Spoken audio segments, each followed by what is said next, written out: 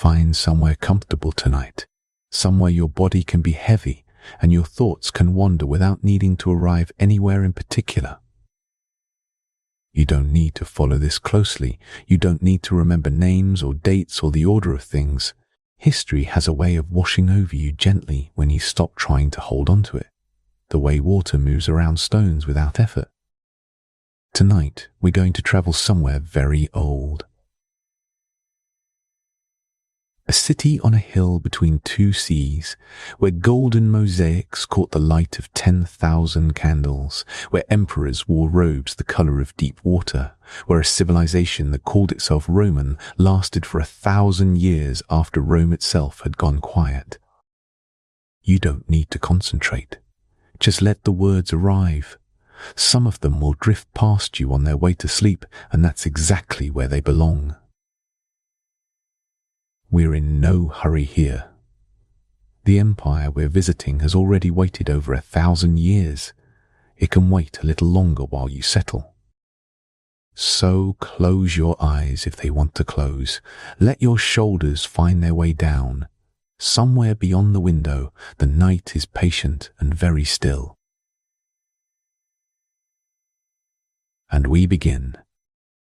There is something quietly astonishing about the idea that Rome never really ended. Most of us carry a picture in our minds, the Western Roman Empire crumbling, barbarian armies at the gates, the last emperor a boy named Romulus, which history finds almost too symbolic, a boy named after the city's legendary founder, handing over his crown in 476 CE to a Germanic chieftain who didn't even want the title. And then Rome, that vast ancient thing, simply stops. Like Gad, except it didn't. To the east, in a city that sat where Europe met Asia, where the Bosphorus narrowed between two continents like a river between two palms, an empire continued. It called itself Roman. Its citizens called themselves Romans. Its emperor sat on a Roman throne, administered Roman law, and traced his authority in an unbroken line from Augustus himself. This empire would last not for another decade, not for another century, but for nearly 1,000 years after the Western Empire dissolved. It would survive plague and siege and civil war and religious schism and crusader armies that were supposed to be its allies. It would produce art of heartbreaking beauty, legal codes that still shape modern law, and theological debates so intricate that they make the mind go soft and quiet just thinking about them. We call it the Byzantine Empire now, though the people who lived inside it would not have recognized that name. They were Romans. And their story is one of the longest, strangest, most quietly remarkable stories in all of human history. It is a story worth settling into tonight. To understand the Byzantine Empire, you have to understand Constantinople. Not just as a city, but as an idea. A conviction. A place that believed with complete sincerity that it stood at the center of the world and that God himself had chosen it for that position. Constantine the Great dedicated his new capital in 330 CE, on the site of an ancient Greek city called Byzantium, which had been there since around 657 BCE, modest and practical, perched on its promontory where the Golden Horn met the Bosphorus.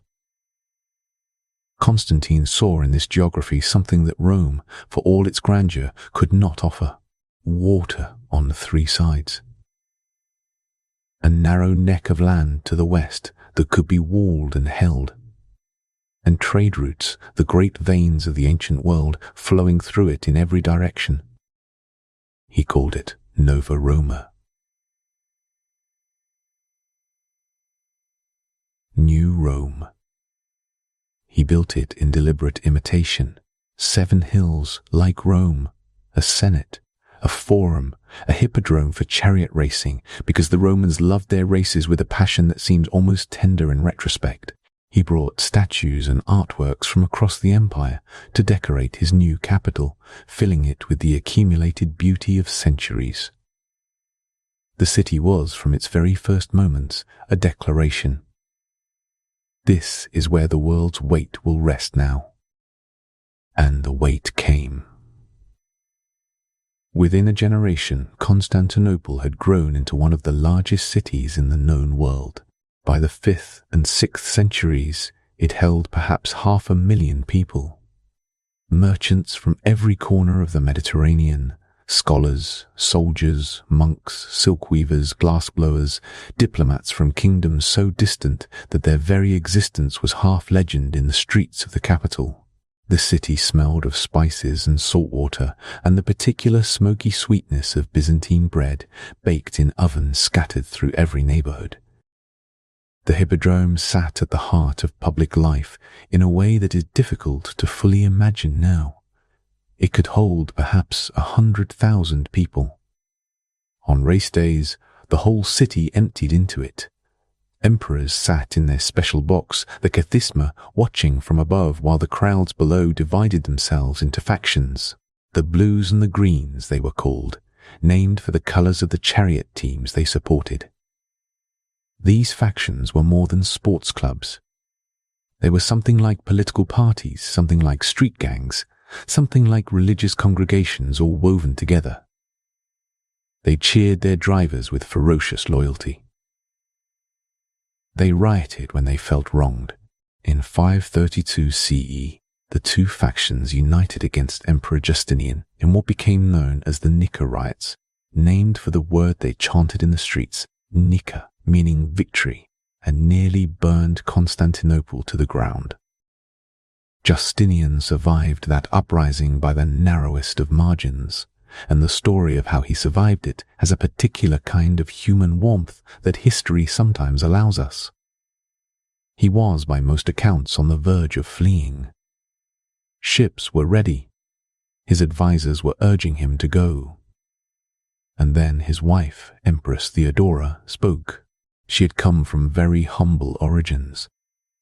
Her father was a bear keeper at the Hippodrome, and she had worked as an actress before Justinian fell in love with her and changed the laws of the empire specifically so he could marry her. Because the laws at that time forbade senators from marrying actresses, Theodora stood in the throne room as the city burned outside and said, quietly but with absolute certainty, that she would not flee. She said that purple, the imperial purple, the color of sovereignty, made a fine burial shroud. She would rather die an empress than live as a fugitive. Justinian stayed. The riots were crushed. And in the aftermath, he rebuilt. The great church of Hagia Sophia, which had burned in the riots, was reconstructed in just 5 years, completed in 537 CE, and it was unlike anything the world had seen.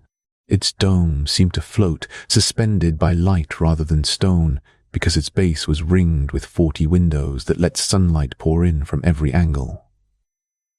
Procopius, a historian who saw it with his own eyes, wrote that the dome seemed to hang from heaven by a golden chain. People walked inside and went silent. They still do on the days when the building, now a mosque, opens its doors and lets the light do what it has always done. That building stood for nearly 1,500 years. It is still standing tonight while you rest. Justinian. I ruled from 527 to 565 CE, and his reign sits at the center of Byzantine history the way a great stone sits in a stream. Everything flows around it, shaped by its presence. He was not, by temperament, a soldier. He was an administrator, a theologian, a builder. He had an almost obsessive interest in law, in the ordering of human society through clear and consistent rules, and it was this obsession that produced one of his most enduring legacies. He commissioned a vast project to gather, organize, and codify the entire body of Roman law, centuries of statutes and edicts and legal interpretations that had accumulated in layers, sometimes contradicting each other, often inaccessible to ordinary people.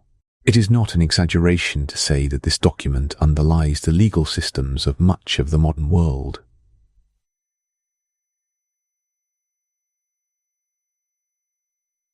The civil law traditions of France, Spain, Germany, Italy, and many other nations trace their roots through various paths back to Justinian's codification.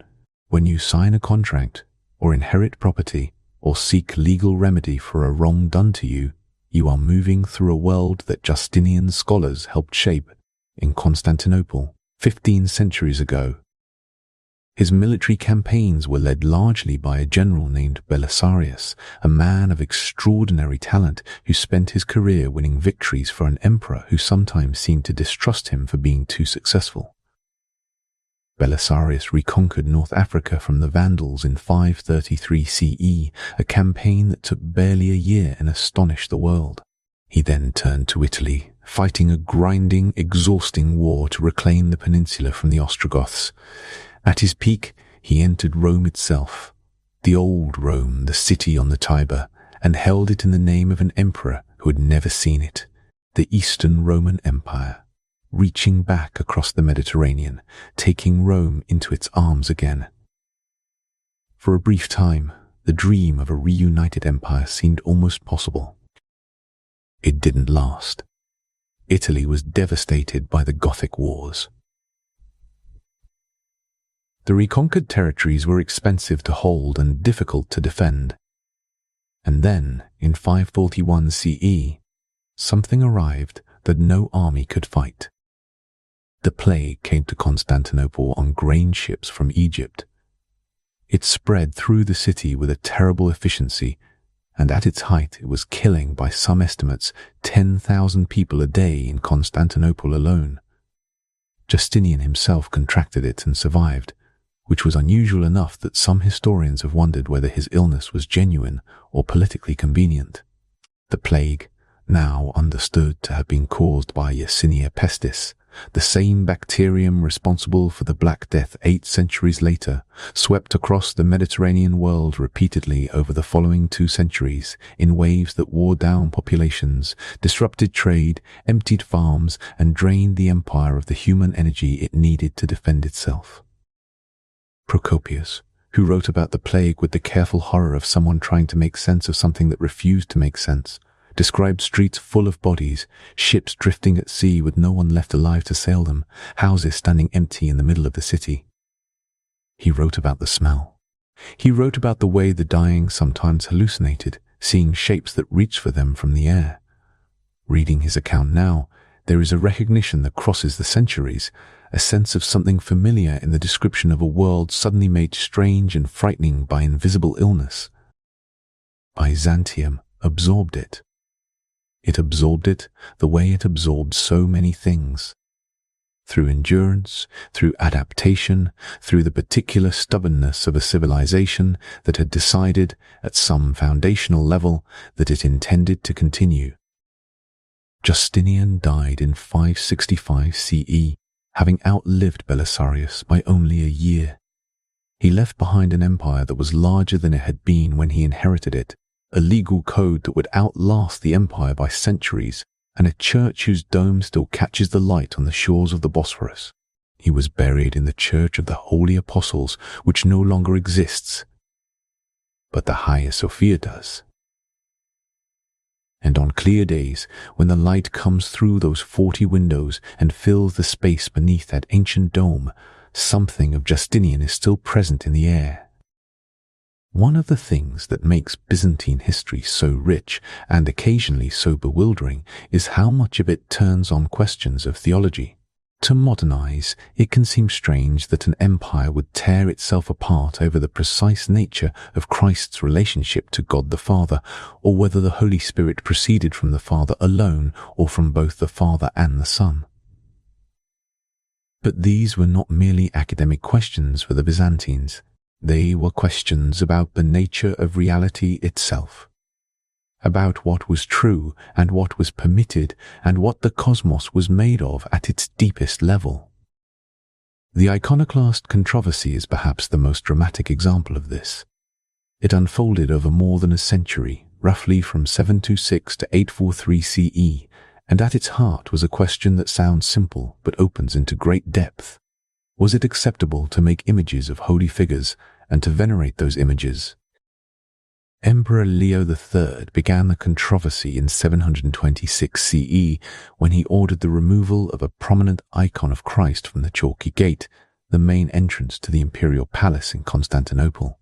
The reasoning behind this decision was complex, influenced partly by Islamic and Jewish critiques of image worship, partly by theological arguments about the impossibility of depicting the divine in material form, and partly by a conviction that the empire's recent military reverses were divine punishment for the sin of idolatry. The response was immediate and fierce. Monks and clergy who supported the use of icons, the iconophiles, resisted with passionate intensity. Some of them died for it. Icons were destroyed across the empire, mosaics were plastered over, and the theological debate raged in monasteries, in palace corridors, and in the streets. Pope Gregory III condemned iconoclasm, and the split widened the already growing distance between the Eastern and Western churches. There is a particular figure from this period who deserves a moment of quiet attention. John of Damascus was a monk living under Arab rule in the city of Damascus, outside the reach of the Byzantine Emperor, which gave him a freedom of expression that those inside the empire did not have. He wrote a series of treatises defending the veneration of icons with a sophistication that still impresses theologians. His central argument was subtle. He distinguished between the worship due to God alone and the veneration of an image, which was directed not at the material object, but at the person depicted. To honor an icon of Christ was not to worship a piece of wood and paint. It was to honor Christ through the image, in the same way that a soldier might honor his emperor by treating the emperor's portrait with respect. These arguments were eventually vindicated. Iconoclasm was condemned at the Second Council of Nicaea in 787 CE, then briefly revived, then finally and definitively ended in 843 CE, in an event celebrated by the Eastern Orthodox Church to this day as the triumph of orthodoxy. The mosaics were restored. The icons came back to the churches, and the particular visual language of Byzantine art, those serene, elongated faces, those golden backgrounds that seemed to locate the sacred outside of time, continued to develop into one of the most distinctive artistic traditions the world has ever produced. Byzantine art is not trying to show you what things look like, it is trying to show you what things are. The flat gold backgrounds are not a failure to understand perspective. Byzantine artists understood perspective and sometimes deliberately avoided it. The gold is eternity. The stylized faces are not portraits, they are presences. When you stand before a Byzantine mosaic and feel something you can't quite name, something still and slightly outside ordinary experience, that is not an accident. It is the point. The image is doing exactly what it was designed to do. The empire that produced this art was, in its own way, doing the same thing, insisting that beneath the chaos of history, beneath the sieges and the riots and the theological arguments, there was something permanent, something that held. By the middle of the 11th century, the Byzantine Empire had known periods of extraordinary vitality. The Macedonian dynasty, which ruled from 867 to 1056 CE, had presided over what historians sometimes call the Byzantine Renaissance, a flourishing of art, scholarship, and military power that pushed the empire's borders outward and filled its libraries with copied manuscripts of ancient texts. Emperors like Basil II, who ruled from 976 to 1025 CE, and who earned the epithet Bulgaroktonos, the Bulgar slayer, for the ferocity of his military campaigns in the Balkans, projected a strength that made Constantinople feel, once again, like the center of everything. But empires are not machines. They are living things, and living things tire. The Battle of Manzikert in 1071 CE changed everything. The Byzantine Emperor Romanos IV Diogenes led his army east to meet the Seljuk Turks, who had been pressing on the empire's eastern borders for years. The battle itself was lost partly through military misjudgment and partly through betrayal. A rival general withdrew his forces at a critical moment, leaving the emperor's flank exposed. Romanos was captured. He was treated with unexpected courtesy by the Seljuk Sultan Alp Arslan, who released him after a ransom agreement, but when Romanos returned to Constantinople, he found that he had already been deposed. He died shortly afterward, having been blinded by his political enemies, which was the Byzantine method of removing someone from power without executing them, since the empire held that a physically imperfect person could not rule. The loss at Manzikert opened Anatolia, the great heartland of what is now Turkey, which had been Byzantine for centuries, to Seljuk settlement. It was not an immediate catastrophe, but it was the beginning of a slow diminishment that the empire would never fully reverse. The Crusades, which began in 1096 CE, brought a different kind of disruption. In theory, the Crusaders were Christian armies marching to liberate Jerusalem, and the Byzantine Empire, as the great Christian power of the East, should have been their natural ally. In practice, the relationship was complicated from the beginning and deteriorated steadily. The Byzantines were sophisticated, bureaucratic, and accustomed to diplomacy. The Crusaders were often rough, impatient, and convinced that their faith entitled them to whatever they needed. Byzantine emperors tried to manage the passage of Crusader armies through their territory with treaties and careful negotiations. The Crusaders often ignored or violated these agreements. The catastrophe came with the Fourth Crusade in 1204 CE. The city that had stood for nearly 9 centuries, that had repelled Persians and Arabs and Bulgars and Rus, fell to an army of Western Christians. What followed was devastating. The Crusaders sacked Constantinople with a thoroughness that shocked even their contemporaries. Churches were looted. The bronze horses that had stood on the hippodrome for centuries were shipped to Venice, where they still stand today above the entrance to St. Mark's Basilica. Libraries were burned or scattered. Relics were stolen. The accumulated wealth of centuries was stripped away. Pope Innocent III, who had not authorized the attack on Constantinople, wrote to the Crusade leaders in terms of horrified reproach, saying that what they had done was an offense against God and the Church. The Latin Empire that the Crusaders established in Constantinople lasted only until 1261 CE, when the Byzantine Emperor Michael VIII Palaiologos recaptured the city. But the empire he restored was a shadow of what had been. The treasury was empty. The population had shrunk. The great artistic heritage had been plundered, and the political fractures opened by decades of exile and civil war never fully healed. The final 2 centuries of Byzantine history are, in their quiet way, among the most poignant in the historical record. The Palaiologos dynasty ruled a shrinking empire, a city-state really by the end, surrounded by the growing power of the Ottoman Turks. And yet, these final centuries produced a remarkable cultural flowering. The Palaiologan Renaissance, as it is called, saw Byzantine artists developing new techniques, new emotional depth, new ways of representing the human figure that would influence the Italian Renaissance just as it was beginning. Byzantine scholars fleeing westward, especially after 1453, brought with them manuscripts of ancient Greek texts that had been preserved in Constantinople's libraries while Europe had largely forgotten them.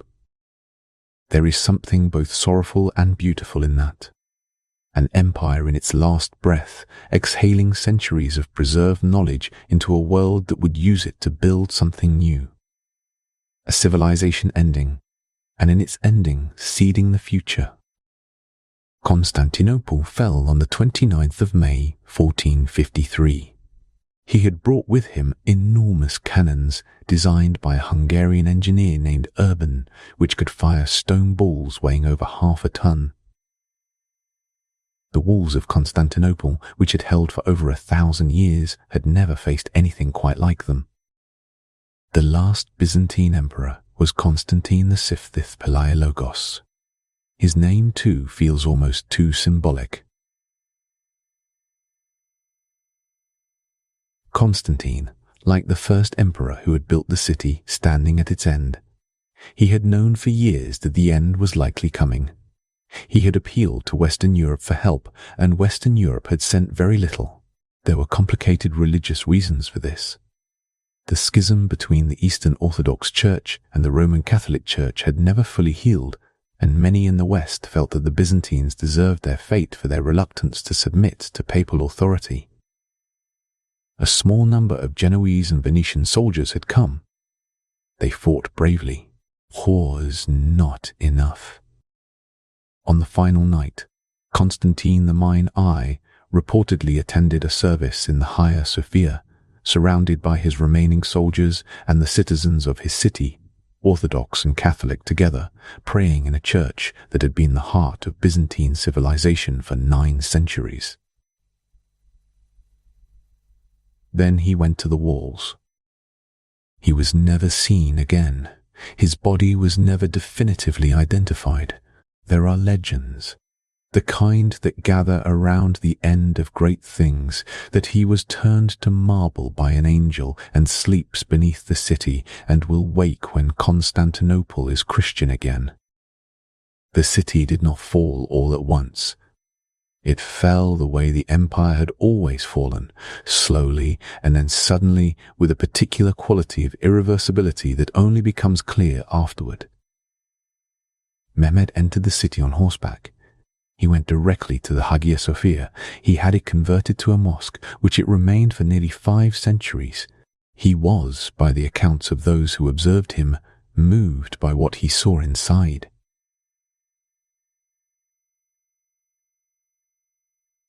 There is a story, perhaps apocryphal, that he wept, or that he recited a Persian verse about spiders spinning their webs in the palaces of the Caesars and owls calling from the towers of the kings of Afrasiab. Whether or not he wept, the moment was the end of something enormous. A civilization that had lasted, in one form or another, for over 1,000 years after the Western Empire it had outlived. That had preserved Roman law and Greek learning and Christian theology through centuries of siege and plague and internal conflict. That had given the world art of extraordinary refinement, a legal tradition that still shapes modern societies, and a model of urban sophistication that would not be matched in Western Europe for centuries. The word Byzantine has become, in modern usage, a synonym for complexity. Unnecessarily complicated, labyrinthine, difficult to navigate. There is some irony in this.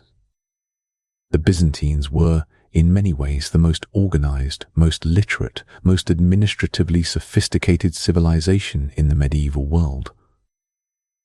Their complexity was not confusion. It was depth.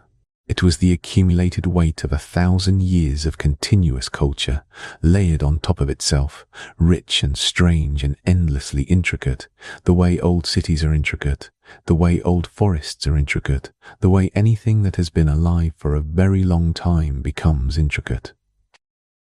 There is a scholar named Judith Herrin, a British historian who has spent much of her career trying to convey to modern readers what Byzantium actually was.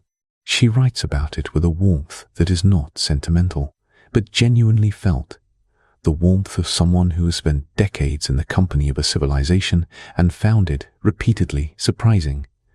She makes the point that Byzantium was not a failed Rome. It was not a diminished version of something greater. It was something in its own right. The manuscripts that Byzantine scholars carried westward as the empire fell contained the works of Plato and Aristotle, of Euclid and Archimedes, of Thucydides and Herodotus. These were not copies of copies of copies, degraded by centuries of transcription. Many of them were high-quality manuscripts, carefully preserved in Constantinople's libraries and monasteries, maintained by a scholarly tradition that understood their value. When they arrived in Italy, they fed directly into the Renaissance, the great rebirth of classical learning that gave rise to modern Western culture. Figures like Cardinal Bessarion, a Byzantine scholar who had converted to Catholicism and settled in Rome after the fall of Constantinople, worked tirelessly to place Byzantine manuscripts in Italian libraries where they could be studied and copied. His personal library eventually became the foundation of the Biblioteca Marciana in Venice, which still holds it today. So the empire ended. But it did not disappear. It dissolved into the world the way a dye dissolves into water, changing the color of everything it touched. The legal traditions of Europe. The art of the Italian Renaissance. The theological frameworks of both Eastern Orthodoxy and Western Christianity. The very idea of a university, of systematic scholarship, of the preservation of knowledge as a sacred duty. All of these carry traces of Byzantium in them, quiet and persistent, the way old foundations carry the weight of new buildings. Stephen Runciman, the British historian who wrote so beautifully about the Crusades and their relationship to Byzantium, ended his great history of the fall of Constantinople with a passage that has stayed with readers for decades. He wrote that the Byzantines had given the world a civilization of extraordinary richness, and that the manner of their ending was a catastrophe not just for them, but for all of humanity. He felt the loss personally, the way historians sometimes feel the loss of things they have come to love through long acquaintance. That quality of grief for something you never knew, for a world that ended 5 centuries before you were born, is one of the stranger gifts that history offers. It is a reminder that the past was real, that the people who lived in it were as real as you are, lying in the dark tonight, breathing slowly, that the woman who lit a candle in the Hagia Sophia in the year 900 CE and looked up at the mosaic of the Virgin and felt something she could not name was as fully present in her moment as you are in yours. The golden mosaics caught the light. The dome floated above. Outside, the city moved and breathed and argued and prayed. And somewhere in the streets, 1,000 years of Rome's second life went quietly on, unhurried, patient, ancient, and deep. And so we leave it there, in that golden light, in that vast and quiet space beneath the dome. The empire is distant now. The city on the Bosphorus still stands, still holds the weight of all those centuries in its stones and its water and its air. Somewhere in it, the Hagia Sophia still catches the morning light through its 40 windows, the way it has for nearly 1,500 years. You don't need to hold on to any of this. Let it drift where it wants to go.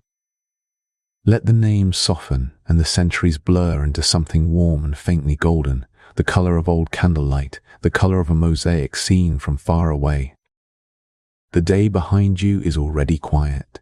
Whatever it held is settling now, the way sediment settles in still water, slowly, without effort. Drift now, if you're ready. Well, Constantinople was also a city of water in ways that went far beyond its famous location between 2 seas. Beneath its streets ran one of the most extraordinary engineering achievements of the ancient world, a network of underground cisterns that stored fresh water for the population through sieges and droughts alike. The largest of these, built under Justinian in the 6th century, could hold 80,000 cubic meters of water. It was supported by 336 marble columns, arranged in rows, their capitals mismatched because they were salvaged from older buildings across the empire. Each one a piece of somewhere else, brought together underground in the dark. 2 of those columns rest on bases carved in the shape of Medusa's head, one upright, one tilted sideways, and no one knows with certainty why. Perhaps the sculptors were simply using what they had. Perhaps there was a reason now lost.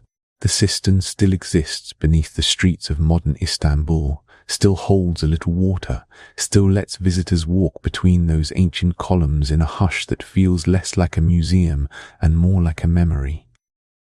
The city's food supply was another kind of marvel. Constantinople could not feed itself from its immediate surroundings. It depended on grain shipped from Egypt and the Black Sea regions, on fish from the Bosphorus, on vegetables grown in the gardens that occupied the spaces between its buildings. The grain dole, free or subsidized bread distributed to the city's population, was a Roman tradition that Constantinople maintained for centuries, a recognition that a hungry city is an unstable one. The bakers who supplied this bread were organized into guilds regulated by the Book of the Eparch, a 10th century document that specified in precise detail the rules governing every trade in the city, how bread was to be weighed, how silk was to be sold, how notaries were to conduct their business. The document reads, to modernize, like something between a legal code and a recipe book.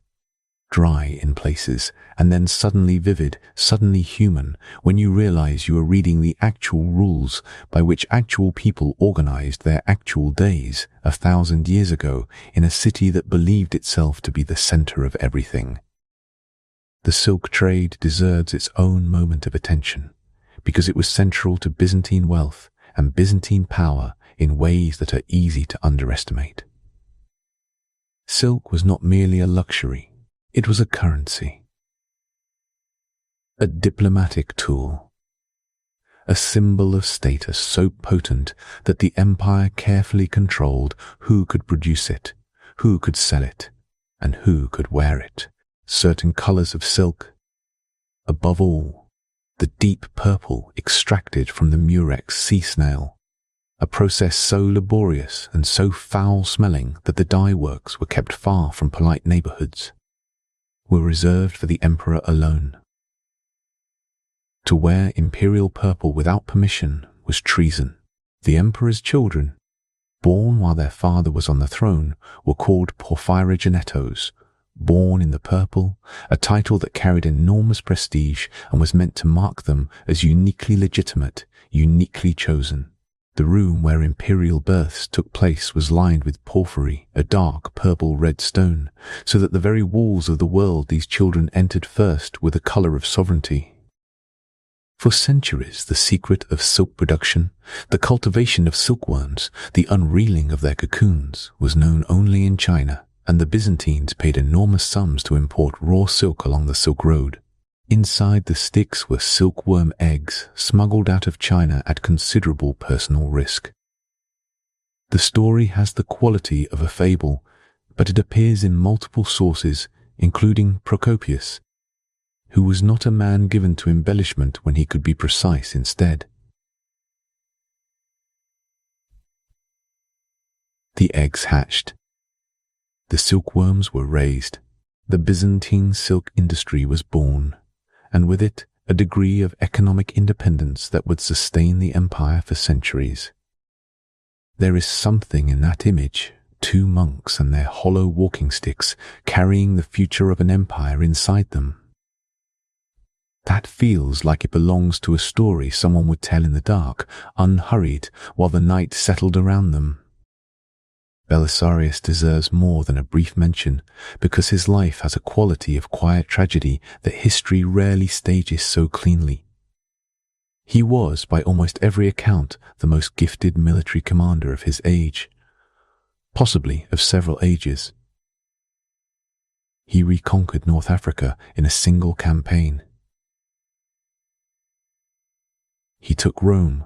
He held it against Gothic sieges with a fraction of the forces his enemies commanded, using the city's walls and his own tactical intelligence as substitutes for the soldiers he didn't have. He was loyal to Justinian with a consistency that, given how Justinian treated him, seems almost inexplicable. Justinian recalled him repeatedly, stripped him of his command, confiscated portions of his wealth. There is a theory, impossible to prove but difficult to dismiss, that Justinian was simply afraid of Belisarius. afraid of a general so talented and so beloved by his troops that he might, if given too much success and too long a leash, become a rival. Byzantine history is full of generals who became emperors, and Justinian was too intelligent not to know this. So he kept Belisarius close, used him when he needed him, and then pulled him back before he could accumulate too much independent power. In his final years, Belisarius was accused of conspiracy against the emperor, an accusation that most historians regard as almost certainly false. He was briefly imprisoned, his estates confiscated. He was eventually rehabilitated, his property returned, but he died in 565 CE, only a few months before Justinian himself, an old man who had given his life to an empire that had never quite trusted him.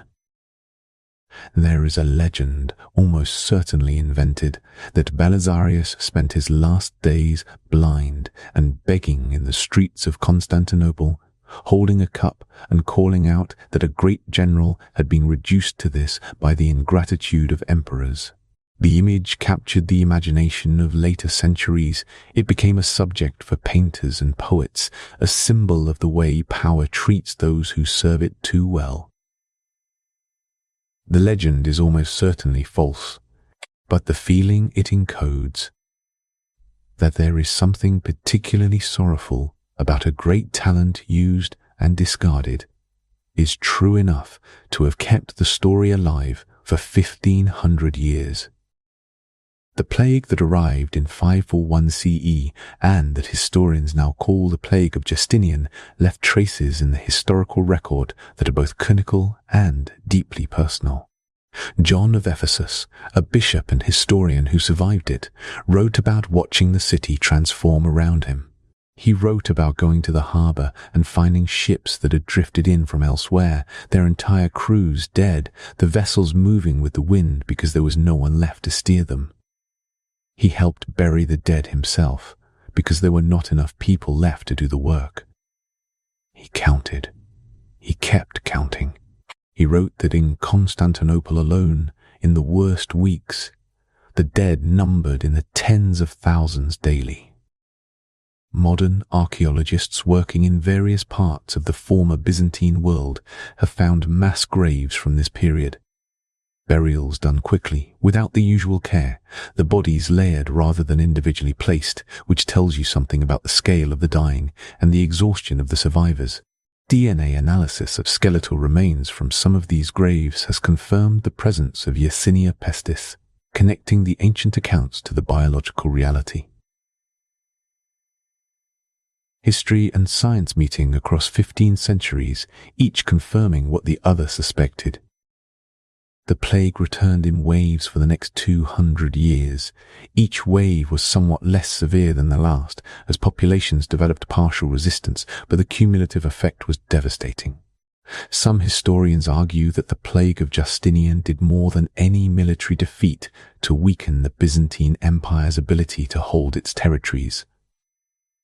That the labor shortages it caused, the tax revenues it destroyed, the military recruitment it undermined, created vulnerabilities that the Arab armies of the 7th century were able to exploit.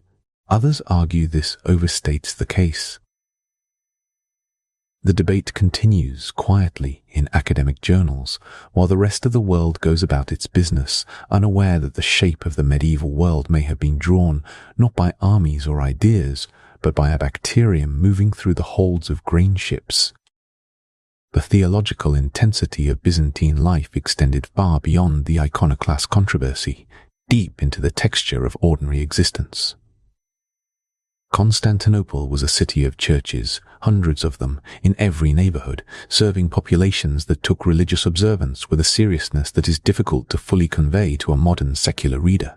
It was a world in which the divine was understood to be immediately present, in which icons were not decorations but presences, in which the liturgy was not a ceremony but a participation in something eternal. The divine liturgy of the Eastern Church, which the Byzantines celebrated in the Hagia Sophia and in every church across the empire, was designed to be an overwhelming sensory experience. The smell of incense. The sound of chanting that seemed to come from everywhere at once, filling the stone and the air and the gold. The light changing as the ceremony progressed, the candles multiplying, the mosaics shifting from darkness to brilliance.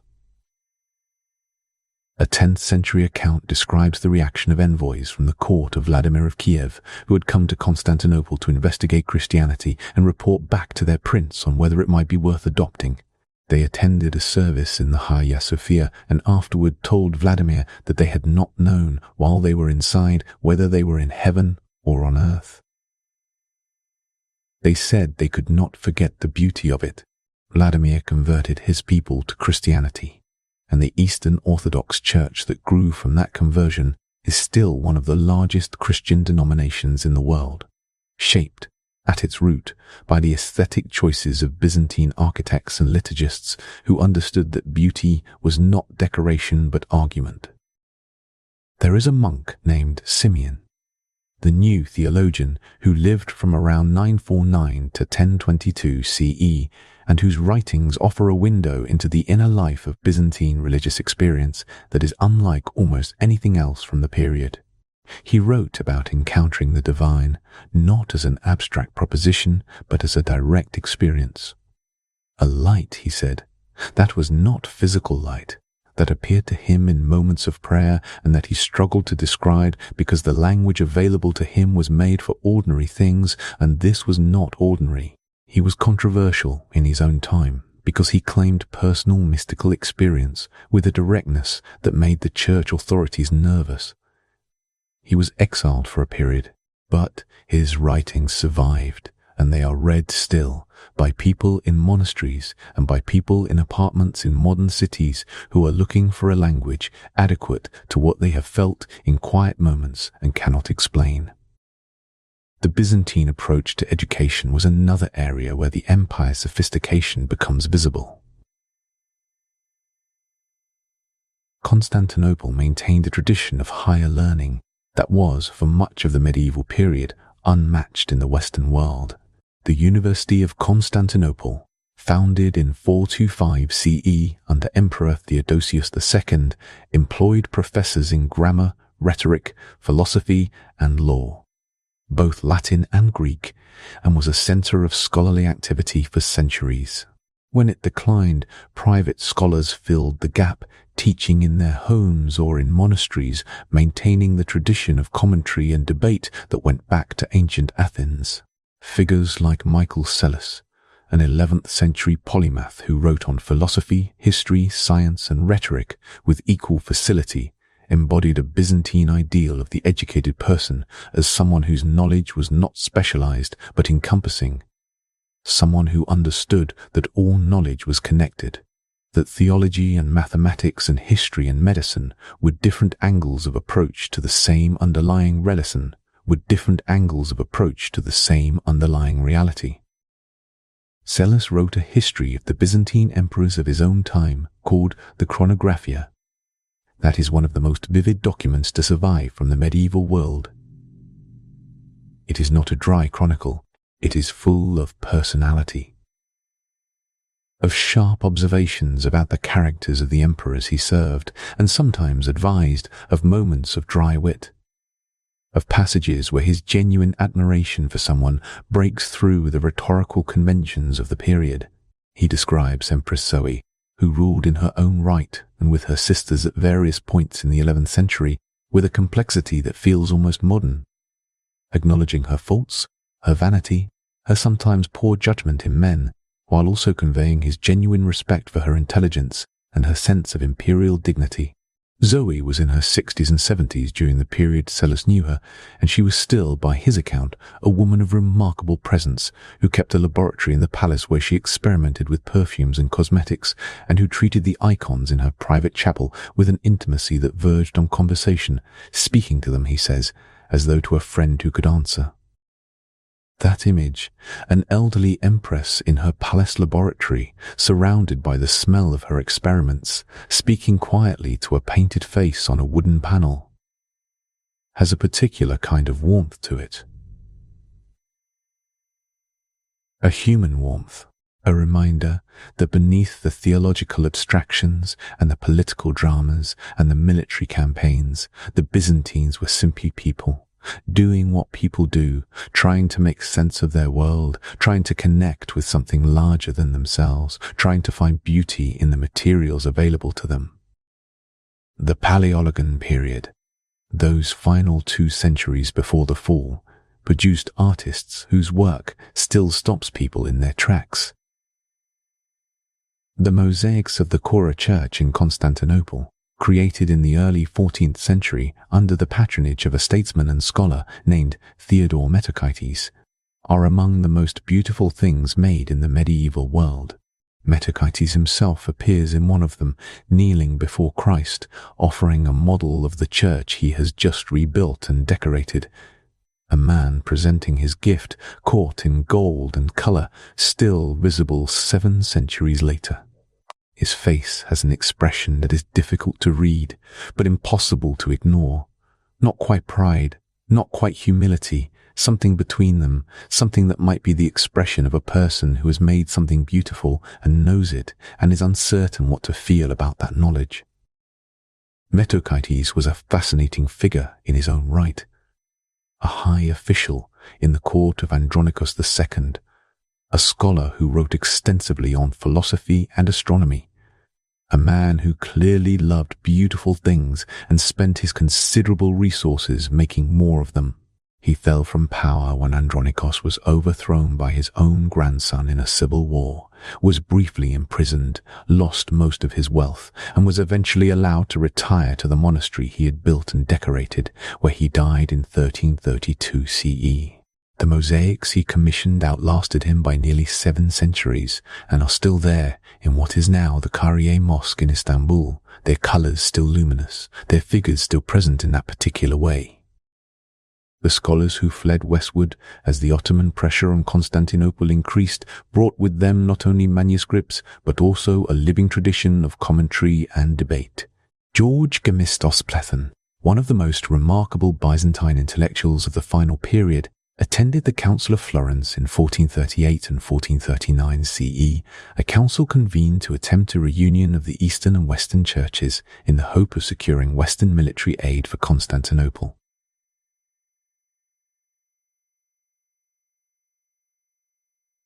The reunion failed, as most people on both sides probably expected it to, but Platon's presence in Florence sparked something else entirely. He gave lectures on Plato that electrified the Italian scholars who heard them, and it was partly his influence that led Cosimo de' Medici to establish the Platonic Academy in Florence, the institution that became one of the intellectual engines of the Renaissance. Platon himself was a somewhat unorthodox figure. He was more interested in reviving ancient Greek philosophy as a living practice than in Christian theology, and some of his later writings suggested a religious syncretism that made the church deeply uncomfortable. But his enthusiasm for Plato, communicated in a Florentine palace in the last decade before Constantinople fell, helped change the intellectual direction of Western Europe. The Genoese soldier, Giovanni Justiniani, he had come because he believed in the cause, or perhaps because the cause suited his temperament, or perhaps simply because Constantinople was the kind of city that drew people who understood that some things are worth defending even when the defense is almost certainly futile. He took command of the land walls and organized their defense with a skill that impressed everyone, including Constantine V, who gave him authority over the entire defensive operation. Justiniani fought for nearly 2 months through cannon bombardments that cracked and eventually breached sections of the ancient walls, through Ottoman assault after assault, through the slow and grinding arithmetic of a siege in which the defenders were never going to be reinforced and the attackers were never going to give up. On the final morning, in the last assault, he was wounded, badly enough that he was carried from the walls on a stretcher. His departure demoralized the defenders at the critical moment. Whether he could have stayed, whether the wound was as severe as reported, whether his departure changed the outcome or merely hastened something already inevitable. Historians have debated these questions for centuries.